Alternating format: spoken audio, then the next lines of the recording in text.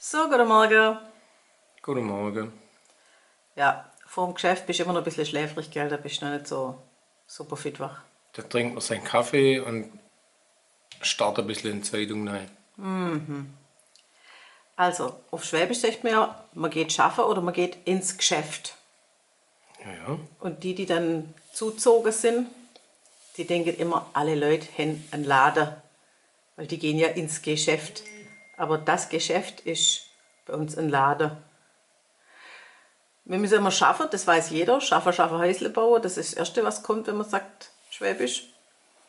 Aber ich denke immer ans Äffle, das im Waschbecken liegt, mit einem Fuß putzt und sagt, ah, immer die Schafferei. genau. Schaffen ist halt ein Geschäft. Und heute werden die Feuersteins 60 Jahre alt. Siehst? Und der Barney und der Fred, die sind auch einmal ins Geschäft gegangen. Genau. Und dir fällt da eine Geschichte ein von deinem Onkel. Wo ist der ins Schaffen gegangen? Der war beim DLW. Und da war mal so Kindertag oder wie das gewesen ist, das war noch Samstag, sondern ist man da hat ich mit meinem Vetter mit dürfen, weil mein Vater hat ja nicht im DLW geschafft. Und ich habe mit meinem Vetter mit dürfen.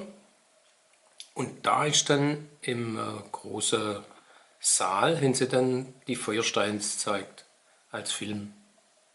Das war für uns als Kinder dann doch ein Ereignis. Kann man so sagen. Super. Was ist das Fazit für heute? Tja, dann schaffen wir halt wieder. Also, schafft's gut. Ade. Ade. Hey Leute, hat's euch gefallen? Dann guckt doch öfter mal in meinen Kanal rein. Oder auf meine Homepage, da hat's ein ganz nettes Programm. Bei uns ist nämlich etwas geboten.